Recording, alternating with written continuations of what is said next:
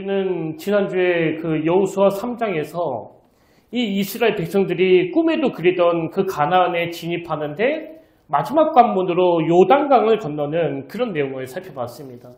그래서 하나님께서는 비가 내리지 않는 건기에 그 쉽게 요단강을 건너는 그 방법을 택하지 않으시고 그 비가 많이 내리고 더군다나 헤르몬 산에 있는 눈이 녹아가지고 많은 물이 유입되는 그 우기에 이 요단강을 건너게 하시는데요. 하나님이 왜 이렇게 하신다고 그랬습니까? 이스라엘 백성들이 인간의 힘으로는 도저히 건널 수 없는 그런 상황에서 이 요단강을 건너야 이게 전적인 하나님의 은혜라는 걸 알 수 있고 자기 조상들이 홍해를 건넜을 때 경험했던 그 감격을 누릴 수 있었기 때문이다. 그런 말씀을 드렸습니다. 근데 오늘 본문에 보면 하나님이 이제 막 요단을 건넌 그들에게 제일 먼저 명령 하나를 내리시는데요. 그 명령이 뭐냐니까 요단강에서 돌 12개를 취해서 각 지파마다 한 개씩 한 개씩 돌을 취해가지고 기념비를 세우라는 거예요. 기념비를. 그럼 왜 하나님은 이런 명령을 내리시느냐? 성경이 그 이유를 명시해 놓고 있는데요. 그건 바로 다음 세대의 자녀들을 위한 신앙교육 차원이라는 겁니다. 그 내용이 여호수아 4장 6절과 7절에 나오는데요. 자, 그 내용을 한번 보십시오. 이것이 너희 중에 표징이 되리라. 후일에 너희의 자손들이 물어 이르되 이 돌들은 무슨 뜻이냐 하거든. 그들에게 이르기를 요단물이 여호와의 언약궤 앞에서 끊어졌나니 곧 언약궤가 요단을 건널 때 요단물이 끊어졌으므로 이 돌들이 이스라엘 자손에게 영원히 기념비가 되리라 하라 하니라. 그러니까 하나님은 홍해를 건넜던 출애굽 1세대들 뿐만 아니라 출애굽 2세대들을 우기의 그 요단강에 건너게 하신 그 놀라우신 하나님의 역사가 이 기념비를 통해 그 다음 후손들에게도 전해지기를 원하시는 겁니다. 그래서 그들의 후손들이 이 기념비를 보면서 요단강에서 어떤 일이 일어났는지, 요단강을 어떤 은혜로 건널 수 있었는지 이런 것들을 기념비를 통해서 알 수 있게 하라고 명령하시는데요. 저는 자꾸 이 하나님의 명령을 보면서 오늘 한국교회가 정말 위기 중의 위기라는 그런 생각이 드는 겁니다. 왜냐하니까 저 신학교 다닐 때만 해도 교수님들이 미국 교회나 유럽 교회의 그 세퇴를 말할 때 항상 그 성가대를 보라고 그랬거든요. 저 성가대를 봐라. 다 할머니들밖에 없다. 근데 오늘 한국교회는 뭐 아직 그 정도까지는 아니지만 어떤 우려가 보이는가 하면 지금 교회들마다 아이들이, 청년들이 별로 없다는 거예요. 그리고 실질적으로 많은 목사님들이 교회 다니는 그 연령대가 점점 높아지고 있다. 그런 말씀을 하시거든요. 그래서 지금 이 부모의 신앙이 자녀들에게 그대로 전수되지 않는 이 상황이 뭐 보통 문제가 아닌데요. 오늘 본문에서 하나님께서는 그 대안으로 다음 세대들이 하나님의 사람으로 성장할 수 있도록 기념비를 세우라는 거예요. 이런 면에서 저는 우리 부모의 믿음이 자녀들에게 잘 전수되기 위해서는 한 가지 전제가 꼭 필요하다고 생각하는데요. 그게 뭐냐 하니까 먼저 우리 부모 세대의 믿음이 정비가 되어야 한다는 거예요. 정비가. 그래서 우리의 믿음이 점점 확고해질 수 있도록 삶 속에서 하나님의 역사심과 인도하심을 많이 경험하고 그리고 이것들이 계속 누적이 되고 잘 정비가 돼야 그래야 다음 세대에게 믿음을 전수해줘야 되겠다는 그런 마음이 생겨나는 거거든요. 그럼 우리의 믿음이 어떻게 정비해야 되느냐? 사무엘상 7장에 보면 오늘 본문과 비슷한 내용이 나오는데요. 사무엘 선지자도 이 기념비를 세웁니다. 사무엘상 7장 12절이요. 사무엘이 돌을 취하여 미스바와 센 사이에 세워 이르되 여호와께서 여기까지 우리를 도우셨다고 그 이름을 에베네셀이라 하니라.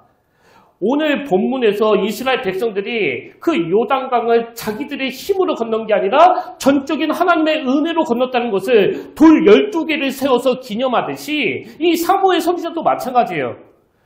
블레셋을 무찌르고 난 다음에 하나님께서 우리를 여기까지 도우셨다. 이건 하나님이 하신 일이다. 그래서 그 블레셋을 무찌를 수 있었다. 그래서 세운 게 이 에베네셀의 기념비거든요. 그런 의미에서 저는 부모 세대의 신앙을 다음 세대들에게 잘 전수하기 위해서 우리가 회복해야 될 게 뭔지 크게 두 가지로 정리해드리고 싶은데요. 자, 우리가 회복해야 될 두 가지 중에 첫 번째가 뭐냐? 먼저 부모 세대인 우리가 이 에베네셀의 정신을 회복해야 된다는 겁니다. 우리가 에베네셀의 정신으로 기념비를 세워야 그래야 우리의 믿음이 자녀들에게 그대로 전수가 되는 거 아니겠습니까? 근데 이 에베네셀의 정신이라는 게 뭐예요? 비가 엄청 쏟아지는 그 우기에 제방까지 막 물이 차오르는 그런 물살 속에서 하나님이 어떤 은혜를 주셔서 우리가 무사히 요단강을 건널 수 있게 되었던가. 그리고 블레셋을 무찌르고 난 다음에 에베네셀, 하나님이 우리를 여기까지 도우셨다. 이게 에베네셀의 정신이에요.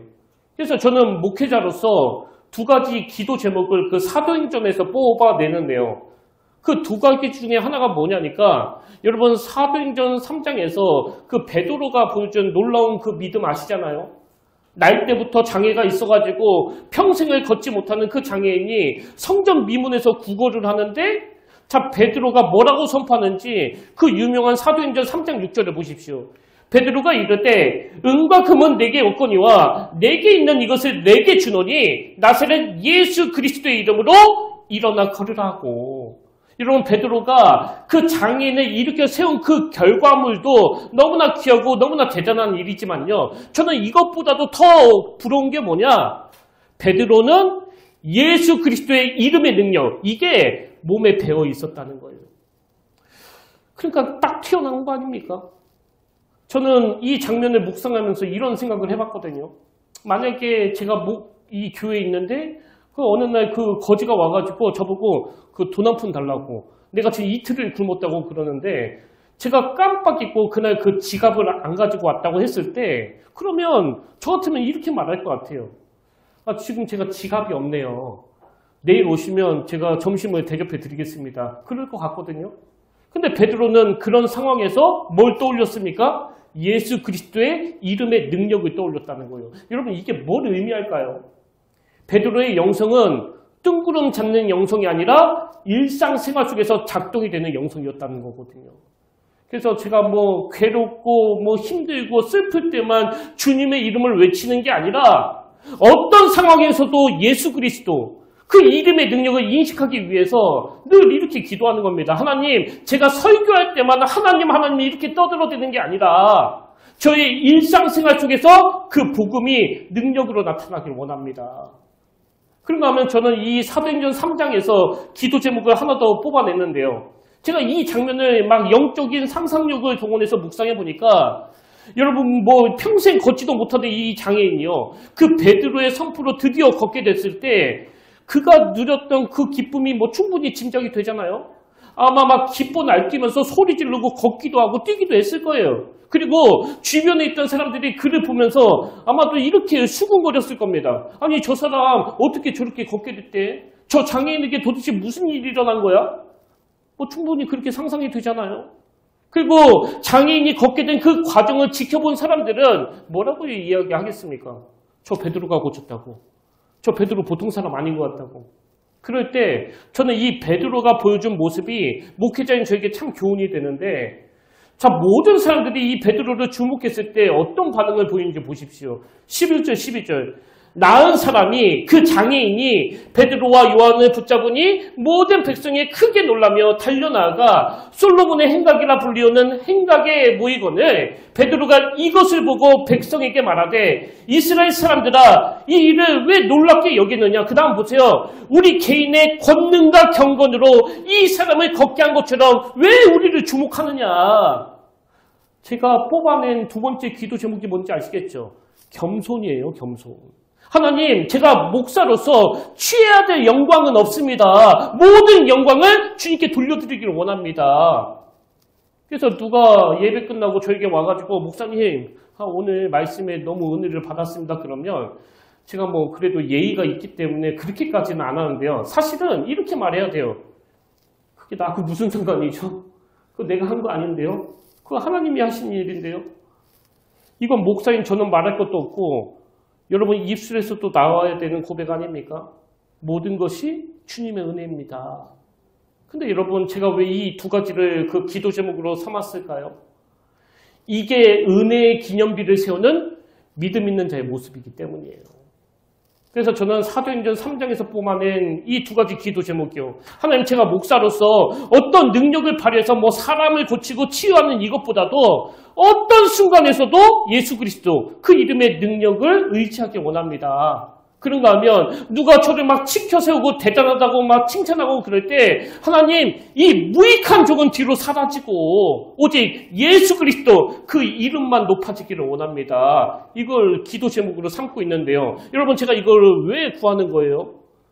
자꾸 내가 했다는 걸 드러내고 싶은 마음이 제 안에서 스물스물 올라오기 때문이에요. 이게 인간의 죄성 아닙니까? 그래서 제가 인간의 죄성에 역행하기 위해서라도 이거 무조건 하나님이 하신 일입니다. 제가 무슨 재주로 그 우기를 건넙니까? 우기를. 하나님의 능력이 하신 일입니다. 자꾸 제 입술로 선포하는 거거든요.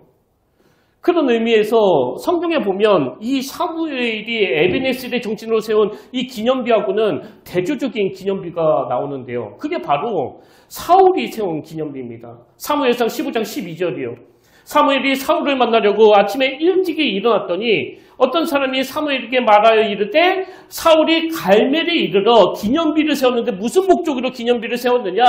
자기를 위하여 기념비를 세웠고 발길을 돌려 길갈로 내려갔다 하는지라. 이 말씀의 배경이 어떻게 되는가 하면요. 사울이 그 아멜렉과의 전투에서 승리하고 돌아오니까 모든 백성들이 우리 왕이 정말 대단하다고 최고라고 이 사울을 향해서 막 박수치고 칭송하는 거예요. 그런데 이 사울 왕이 그냥 이렇게 박수만 받고 끝내기가 너무나 아쉬운 거죠. 그래서 내가 기념비를 세워서 이 사실을 후손들에게 다 알려야 되겠다. 내가 한 일을. 그 백성들의 박수에 취해서 만든 게 이 사울이 세운 기념비고요. 이런 차원에서 보면 여러분 우리 평택교회에서 하나님의 영광을 가로챌 수 있는 가장 위험한 사람이 누굴까요? 누가 뭐라고 해도요. 가장 위험한 사람은 김의수 목사예요. 김의수 목사. 저는 지금도 겉으로는 굉장히 겸손한 척하고 있지만 부지불식간에 제가 많은 영광을 가로채고 있을 거라고 생각하거든요. 근데 여러분 사실 어떨 때는 하나님이 다 하셔놓고 저에게 그 영광을 누리게 하시는 경우도 있잖아요. 제가 평택교회에서 한 게 아무것도 없는데 자꾸 김의수 목사가 있다고 하나님이 저에게 그 영광을 누리게 해주실 때가 있습니다. 그럴 때 저는 어떻게 해야 되는 거예요? 당연히 돌려드려야죠. 그래서 우리 잎에 붙어있는 그 관용어 중에 하나가 영광은 어떻게 한다고 그럽니까? 영광은 하나님께 돌려드린다고 그러잖아요. 돌려드린다고. 여러분 영광은요. 내 걸 드리는 게 아니고요. 돌려드리는 거예요. 왜? 그 영광의 근원이 바로 하나님으로부터 온 거기 때문에. 그래서 내가 수고해서 우리 교회가 이렇게 평안해진 것이다. 나 때문에 우리 가정이 이렇게 유지하게 된 것이다. 이런 생각이 든다면 그건 방치하시면 안 되고요.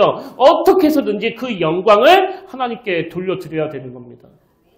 근데 이 영광의 근원을 인식하는 게 왜 중요한가 하면은요. 사무엘상 15장 17절에 보십시오. 자기 이름을 위하여 기념비를 세우는 이 사울을 향해서 사무엘 선지자가 이렇게 말합니다. 사무엘이 이르되 왕이 스스로 작게 여길 그때 잘 들어보세요.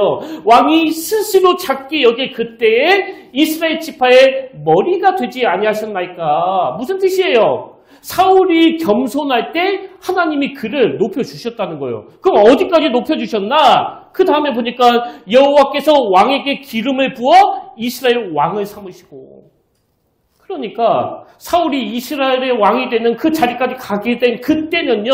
스스로를 작게 여길 그때예요.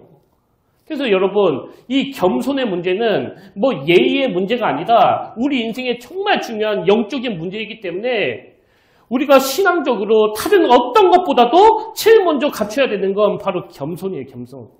성경 읽는 습관도 잘 안 되어 있고 기도 습관도 잘 안 되어 있지만 그것보다도 먼저 장착해야 되는 건 이 겸손한 태도. 왜? 하나님은 우리가 스스로 작게 여길 때 우리를 진짜 높여주시는 분이기 때문에 이 원리를 잊으시면 안 됩니다. 솔직히 말씀드리면 누가 저를 자꾸 칭찬하고 그러면요. 그 달콤한 칭찬에 제가 은근히 취하기도 하고요. 그리고 또 제 성향도 좀 그런 분위기를 유도해서 내가 듣고 싶은 말을 끄집어내기를 원한다는 걸 느끼거든요. 그래서 어떨 때는 하나님도 그 정도는 좀 애교를 봐주시겠지 그런 생각을 하면서 합리화시킬 때도 있지만 여러분 그런 교만한 태도를 방치하면 저도 사울처럼 자기 이름을 위하여 기념비를 세우는 그 자리로 갈 위험이 있는 거 아닙니까? 그래서 제가 자주 쓰는 방법 아시잖아요. 누가 저에게 과한 칭찬을 하고 막 치켜 세우고 그러면 속으로 어떻게 한다고요? 잊으셨어요? 멍멍. 이건 뭐 이분의 말씀이 개소리라는 게 아니고요. 그냥 멍멍. 이건 나에게 아무 의미가 없는 말이다. 자꾸 거기에 의미를 두지 않으려고 노력하는 거예요. 그런가 하면 이 겸손이 왜 우리에게 중요한 문제냐? 이건 바로 생존의 문제이기 때문에 그렇습니다. 여러분도 잘 아시잖아요. 사울이 스스로를 높일 때 그의 말로가 어떻게 됐는지. 성경에 보면 이 사울 말고도요. 자기를 위해서 기념비를 세운 사람이 한 명 더 있는데 그게 바로 다윗의 아들 압살롬입니다. 그 구테타를 일으켜가지고 아버지 다윗의 목에 막 칼을 들이댔던 이 페류나 이 압살롬도 자기를 위한 기념비를 세웠는데 자 사무엘하 18장 18절에 보십시오. 압살롬이 살았을 때 자기를 위하여 한 비석을 마련하여 세웠으니 이는 그가 자기 이름을 전할 아들이 내게 없다고 말하였음이더라. 그러므로 자기 이름을 기념하여 그 비석에 이름을 붙였으며 그 비석이 왕의 골짜기에 있고 이제까지 그것을 압살롬의 기념비라 일컫더라. 여러분 압살롬도요. 그 사울처럼 자기를 위하여 기념비를 만들고 거기에 자기 이름을 크게 새겨놓은 거예요. 근데 이렇게 자기를 기념하려고 자기 이름을 높이려고 기념비를 세운 이 압살롬이지만 그의 말로를 한번 보십시오. 사무엘하 18장 14절. 요압이 이르되 나는 너와 같이 지체할 수 없다 하고 손에 작은 창 셋을 가지고 가서 상수리 나무 가운데서 아직 살아있는 압살롬의 심장을 찌르니 요압의 무기를 든 청년 10명이 압살롬을 에워차고 쳐 죽이느라. 그리고 17절 그들이 압살롬을 옮겨다가 숲풀 가운데 큰 구멍에 그를 던지고 그 위에 매우 큰 돌 무더기를 쌓으니라. 온 이스라엘 무리가 각기 장막으로 도망하니라. 이게 참 비참한 결말 아닙니까? 자기는 자기의 존재를 드러내려고 이름을 크게 새겨서 기념비를 만들었는데 오히려 큰 구멍에다가 그 시신을 집어던지고 그 위에 큰 돌을 봉에 뿌려가지고 지금은 이 시신도 못 찾는 거예요. 근데 여러분 왜 압살롬이 이런 비참한 자리에 빠지게 된 거예요? 아까 사울하고 똑같은 원리예요. 스스로를 낮게 여길 때 왕의 자리까지 높여주신 분이 하나님이신데 그 사실을 망각했기 때문이거든요. 그래서 우리가 이런 비참한 자리에 빠지지 않기 위해서 마음 깊이 새겨야 되는 말씀이 바로 잠언 16장 18절입니다. 교만은 패망의 선봉이요. 교만은 패망의 선봉이요. 거만한 마음은 넘어짐의 앞잡이니라. 여러분 아무리 스스로 자기를 드러내려 해도요. 하나님 앞에서 교만한 자는 절대로 드러날 수 없는 겁니다. 왜? 내가 높아지고 내가 낮아지고는 그건 하나님이 하시는 일이거든요. 그래서 여러분 스스로가 내가 지금 좀 거만해졌나? 교만해졌나? 이걸 점검하기 위한 잣대가 하나 있는데요. 그 잣대가 뭐냐 하면 여러분이 교만해지고 거만해지면 누군가에 대해서 자꾸 그 비난하는 마음이 생긴다는 거예요. 아, 그 사람은 왜 그렇대? 아, 저 집사님은 왜 그 모양이야? 우리가 누군가를 향해서 자꾸 비난하고 그것도 그 사람 없을 때 막 뒷담화하는 건 그건 내가 저 사람보다 낫다는 그 확신이 있기 때문 아닙니까? 근데 반대로 겸손한 사람은요. 저 집사님의 그 연약한 부분을 보니까 뭐 자기도 그 과예요. 자기도 똑같이 그 연약한 부분이 있습니다. 그러면 어떻게 해요? 저 사람의 연약함에 그 막 뒷담화하면서 그 스트레스를 푸는 도구로 쓰는 게 아니라 그 연약함을 볼 때마다 아, 나도 저런 모습이 있을 텐데 그러면서 하나님 앞으로 나아가는 도구로 쓰는 거거든요. 그래서 자꾸 누군가를 비난하고 뒷담화하는 그 사람들은요. 이미 그 내면에 교만이 자리 잡고 있는 거고요. 이미 그 내면에 자기 이름을 새긴 기념비가 지금 세워져 가고 있다는 뜻이에요. 이거 동의가 되십니까? 그 내면에 자기 이름을 위한 기념비가 세워져 있기 때문에 그 사람의 연약함이 자꾸 보이는 거거든요. 그렇기 때문에 우리는요. 항상 사무엘이 세웠던 에베네셀의 기념비, 여호와께서 우리를 여기까지 도우셨다. 이 감격이 있어야 되고요. 그리고 이 하나님의 말씀이요. 신명기 8장 12절 내가 먹어서 배부르고 아름다운 집을 짓고 거주하게 되며 또 내 소와 양이 번성하여 내 은금이 증식되며 내 소유가 다 풍부하게 될 때에 내 마음이 교만하여 내 하나님 여호와를 잊어버릴까 염려하노라. 내 마음에 그 교만이 찾아올 때마다 이 말씀을 떠올리는 거예요. 한번 따라해 보시겠습니까? 내 마음이 교만하여 내 하나님 여호와를 잊어버릴까 염려하노라. 아멘. 이 상관관계를 아시겠죠? 겸손한 태도는 에베네셀, 하나님이 여기까지 도우셨다. 교만한 태도는 누군가를 향해서 비난하고 정죄하고 자기 이름을 위해 그 기념비를 세우고. 더 구체적으로 말씀드릴까요? 내가 지금 믿음이 떨어져 있다는 건 뭐 어떤 찬양을 불러도 마음에 감격이 없고 어떤 말씀을 들어도 은혜가 안 돼가지고 그저 이 예배 시간에 맹숭맹숭 앉아있는 건 이미 그 마음에 교만이 자리 잡았다는 뜻이고요. 반면에 예배 시간 내내 막 눈물을 줄줄 흘리면서 찬양하고 어떤 말씀을 읽어도 나한테 주시는 말씀으로 받는 건 그 마음에 이 에베네셀, 여호와께서 여기까지 도우셨다. 이 하나님이 하신 일에 대한 그 감격이 있다는 뜻이에요. 그래서 저는 우리 모두가 찬송가 301장이요.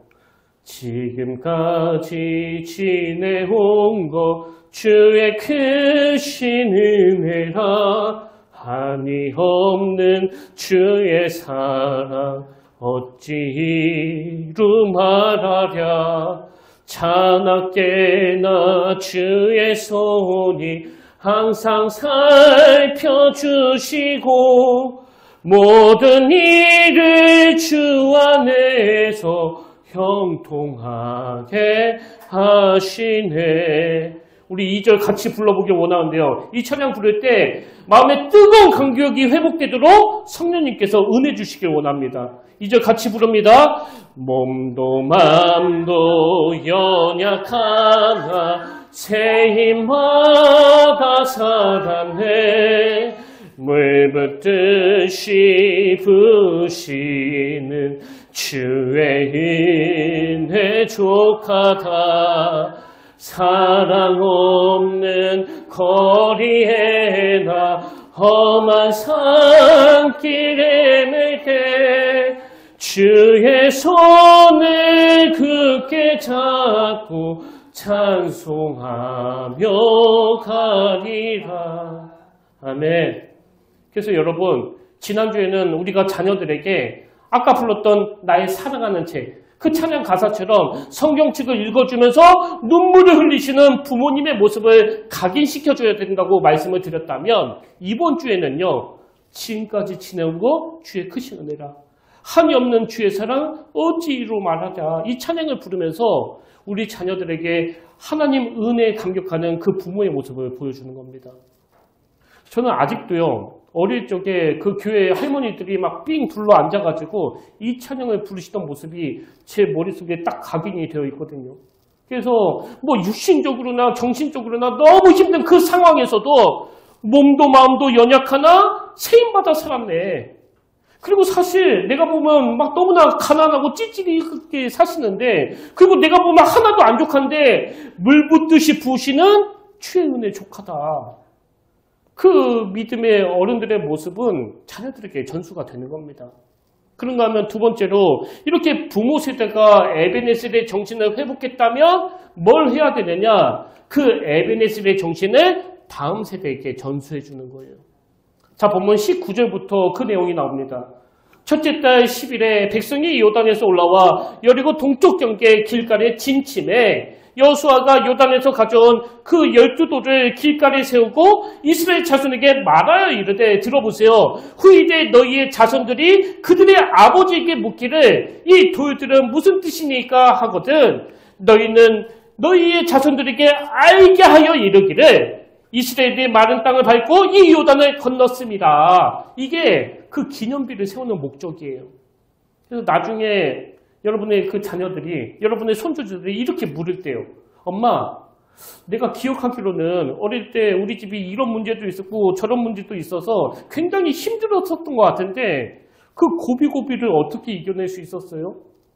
혹은 할머니, 나는 우리 엄마 아빠가 그 뭐 남에 대해서 험담하고 욕하는 거 한 번도 본 적이 없는데 아니 도대체 어떻게 키우셨길래 이렇게 좋은 성품을 가지게 된 거예요? 그렇게 물을 때 그건 말이야?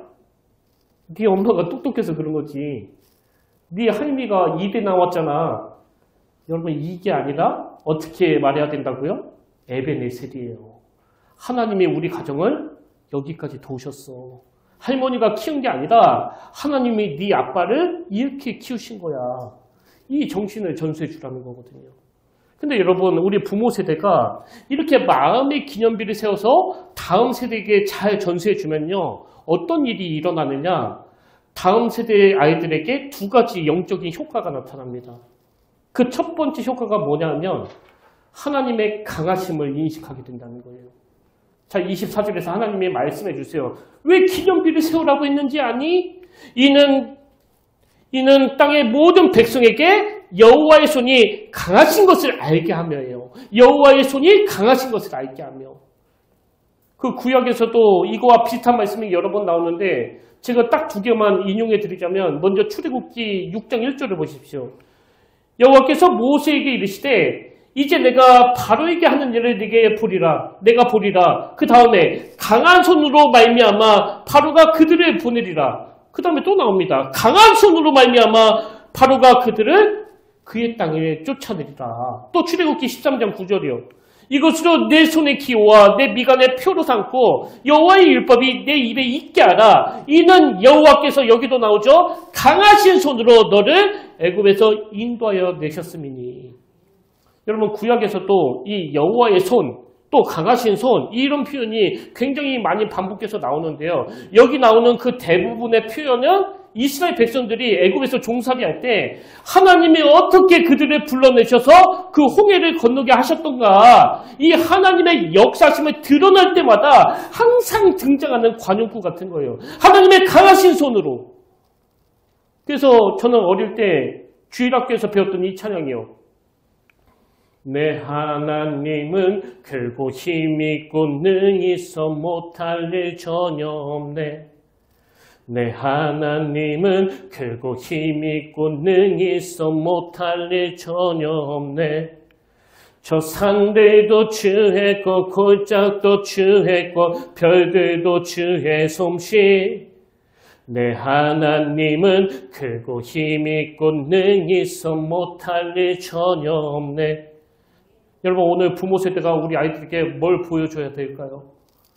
제가 몇 주 전에 설교 시간에 유진 피터슨이 쓴 다윗 현실에 뿌리박은 영성 이 책의 원제가 영어로 live over wall 담을 뛰어넘다라고 말씀을 드렸는데 그 내용을 제가 다시 한번 읽어드릴게요. 성벽을 훌쩍 뛰어넘는 다윗의 모습을 상상해보라. 달리다가 돌벽을 만날 때는 주저없이 뛰어넘고 다시 길을 가는 다윗.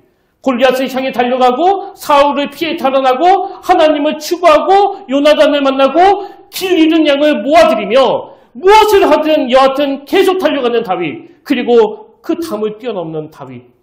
그는 결코 어슬렁거리거나 빈둥거리지 않는다. 다윗 이야기는 진정 열정으로 들끓는 이야기다. 바로 현세를 사는 영성, 이것이 그의 삶의 특징이며 이것이 그의 열정의 이유이다. 우리 아이들에게 뭘 보여줘야 되는지 아시겠죠?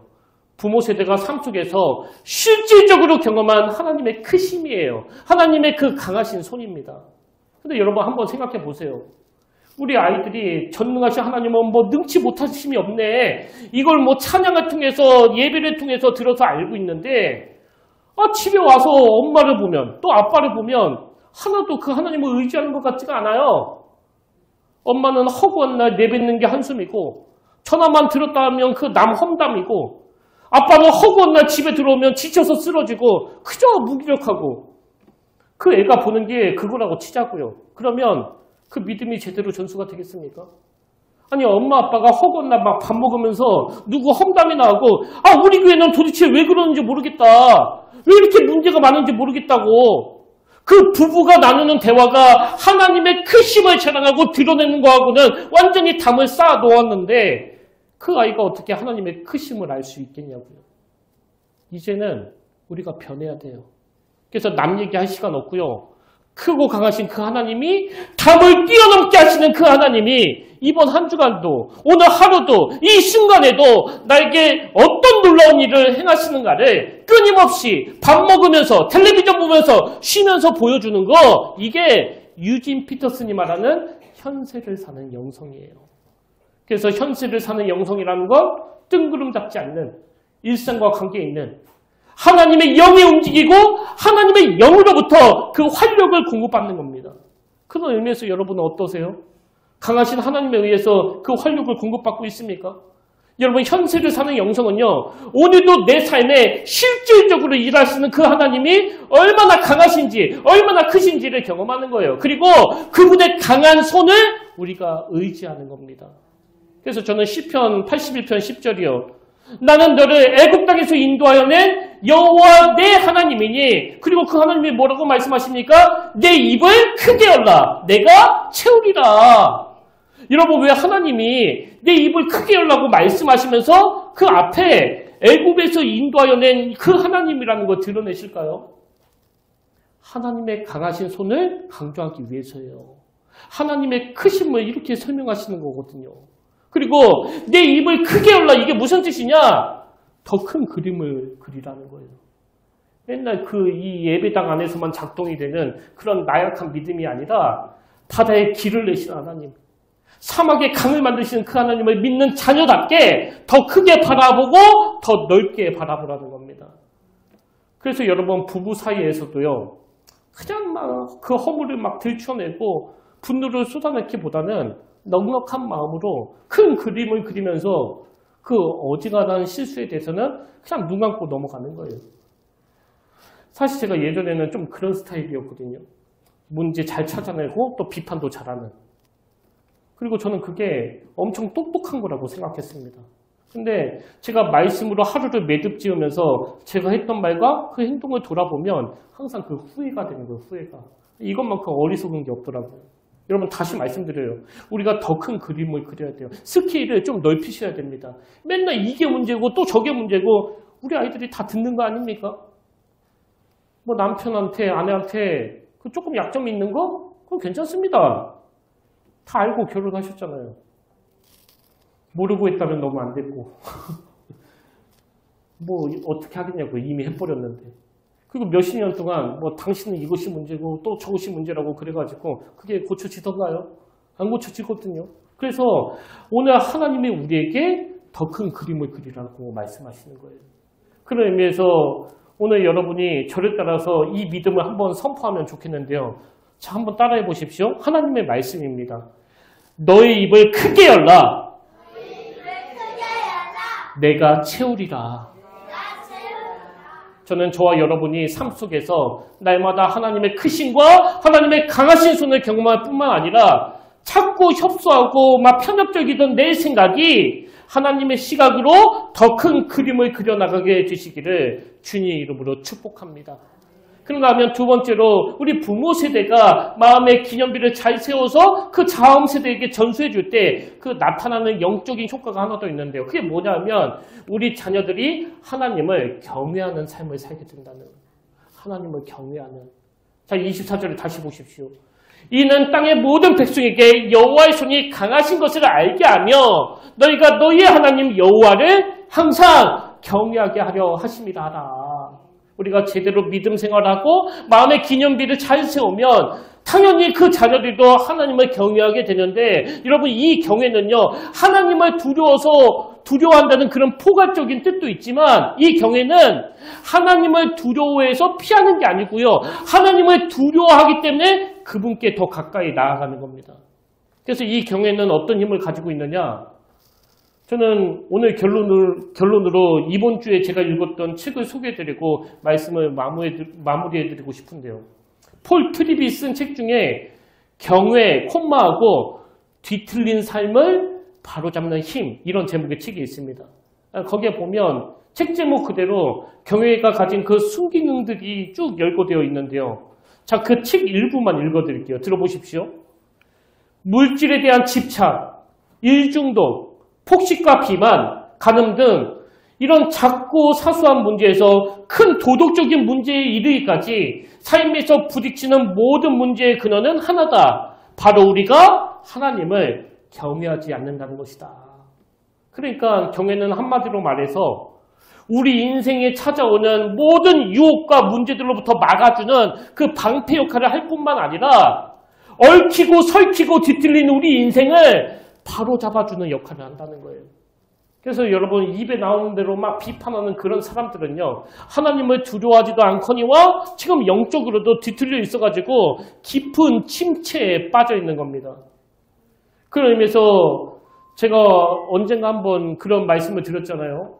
우리 아버지의 모습 중에서 제가 진짜 닮고 싶은 그 모습이 남에 대해서 함부로 이야기하지 않는 거라고. 그러다 보니까 저도요, 제가 너무너무 존경하는 그 남문희 목사님 앞에서 한 번도 누구를 비판한 적이 없거든요. 그분이 너무 두려우니까, 그분이 너무 경외가 되니까 그런 쓸데없는 소리가 안 나오고 내 안에 소중한 그 영적인 대화만 하고 싶더라고요.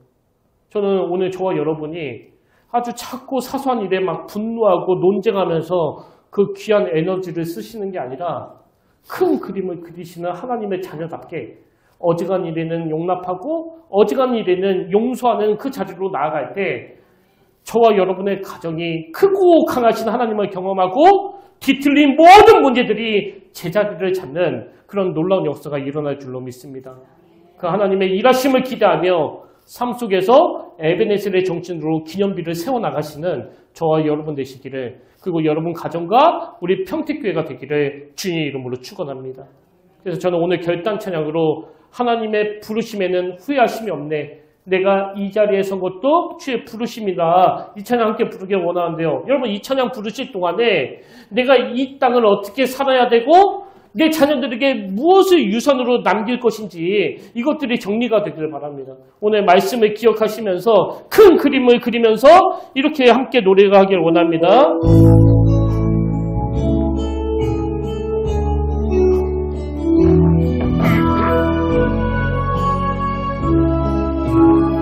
하나님의 부르심에는, 하나님의 부르심에는 후회하심이 없네, 내가 이 자리에 선 것도 주의 부르심이, 하나님의 부르심에는, 하나님의 부르심에는 결코 실수가 없네, 나를 부르신 하나님의 신실하신, 작은 나를 부르신, 작은 나를 부르신 뜻은 나는 알 수 없지만 오직 감사와 순종으로 주의 길을 가는, 때론 내가 연약해져도 주님 날 도우시니 주의 놀라운 그 계획을 나는 믿으며 살리, 날 부르신 뜻 내 생각보다 크고 날 향한 계획 날 지대로 측량 못하나 가장 좋은 길로, 가장 완전한 길로 오늘도 날 하나님의 부르심에는, 하나님의 부르심에는 후회하심이 없네, 내가 이 자리에 서고 주의 부르심, 하나님의 부르심에는, 하나님의 부르심에는 결코 실수가 없네, 나를 부르신 하나님의 신실하심을 믿네, 작은 나를 부르신 뜻을 나는 알 수 없지만 오직 감사와 순종으로 주의 길을 가리라, 때론 내가 연약해져도 주님 날 도우시니 주의 놀라운 그 계획에 나는 믿으며 살리, 날 부르실 때 내 생각보다 크고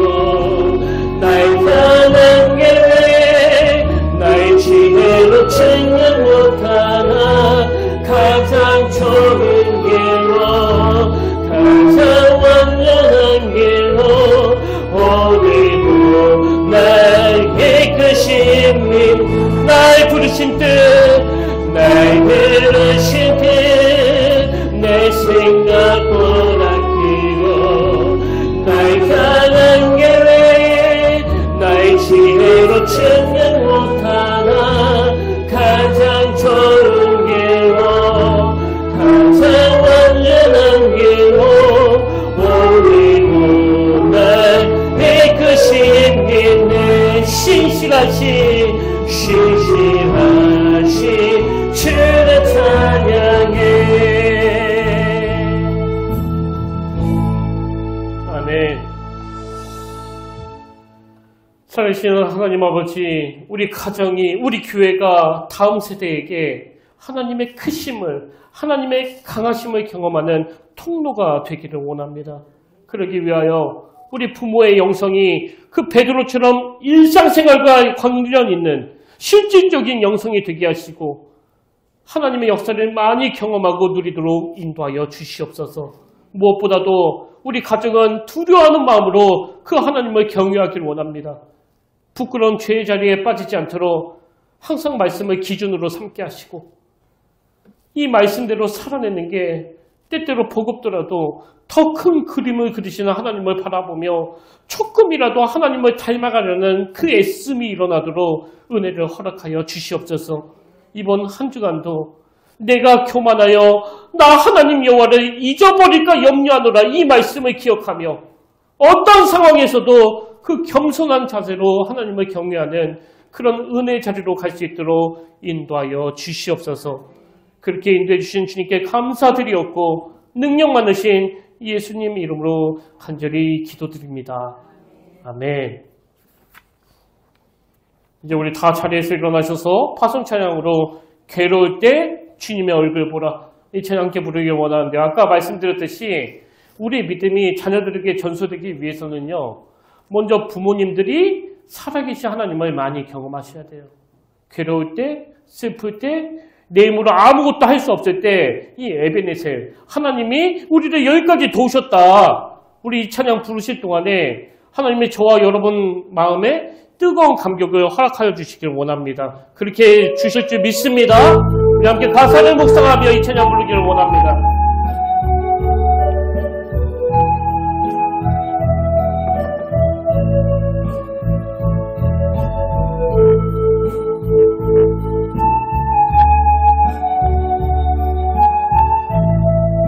괴로울 때 주님의 얼굴 보라. 괴로울 때 주님의 얼굴 보라. 평화의 주님 바라보아라. 세상에서 시달린 친구들아 위로의 주님 바라보아. 눈을 들어 주를 보라. 내 모든 염려 주께 맡겨라. 슬플 때에 주님의 얼굴 보라. 사랑의 주님 안식 주 힘이 없고 내 마음 연약할 때 능력의 주님 바라보아라. 주의 이름 부르는 모든 자는 힘주시고 늘 지켜준 눈을 들어 주를 보라. 내 모든 염려 주께 맡겨라. 슬플 때에 주님의 얼굴 보라. 사랑의 주님 안식 눈을 들어 주를 보라. 내 모든 염려 주께 맡겨라. 슬플 때에 주님의 주님 안시. 우리 다시 한번 고백합니다. 괴로울 때 주님의 얼굴 보라. 평화의 주님 바라보아라. 세상에서 시간의 친구들아, 위로의 주님 바라보라. 눈을 들어 주를 보라. 내 모든 염려 주께 맡겨라. 슬플 때에 주님의 얼굴 보라. 사랑의 주님 안식 주. 힘이 없고 내 마음 연약할 때 능력의 주님 바라보아라.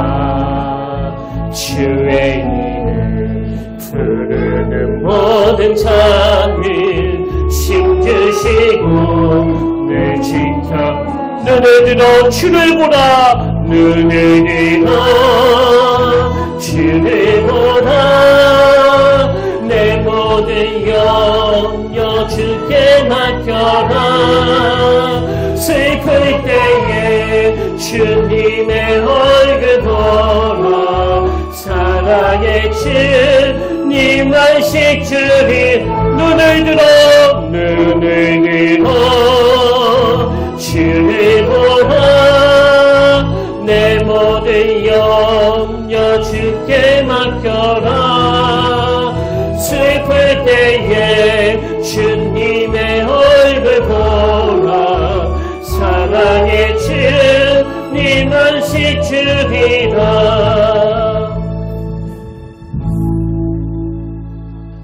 살아계신 하나님 아버지, 오늘 우리가 말씀을 통해 우리 가정에 어떤 기념비를 세워야 되는지, 또 우리 자녀들에게 무엇을 전수해 줘야 되는지 깨닫게 하시니 감사드립니다. 우리 가정과 교회를 향한 그 하나님의 놀라운 꿈이 우리를 통해 이루어지기 위해서 능력 많으신 예수 그리스도, 그 이름의 능력을 의지하게 하시고, 내가 눈물을 흘릴 때 하나님이 어떻게 내 눈물을 닦아주셨고, 내가 당황스러운 일을 만나 낙심하고 있을 때 하나님이 어떻게 피할 길을 주셨는지를 돌아보며 우리 가정 안에 은혜의 기념비를 세워나갈 수 있도록 역사하여 주시옵소서. 그래서 오늘 먼저 예수 믿은 우리 부모님들의 믿음으로 말미암아 예상치 못한 하나님의 역사가, 하나님의 그 크고 강하신 손이 우리 자녀들의 인생을 견인하도록 신실하신 하나님 일하여 주시옵소서. 이제는 우리 주 예수 그리스도의 은혜와 하나님 아버지의 다함없는 사랑과 성령님의 감동, 감화, 위로, 교통, 충만하심의 역사가 오늘부터 우리 가정에 은혜의 기념비를 세우기로 다짐하며 우리 아이들이 하나님의 크심을 경험하기를 원하는 모든 주의 자녀들 머리 위에 지금부터 영원토록 함께 하시기를 간절히 축원하옵나이다.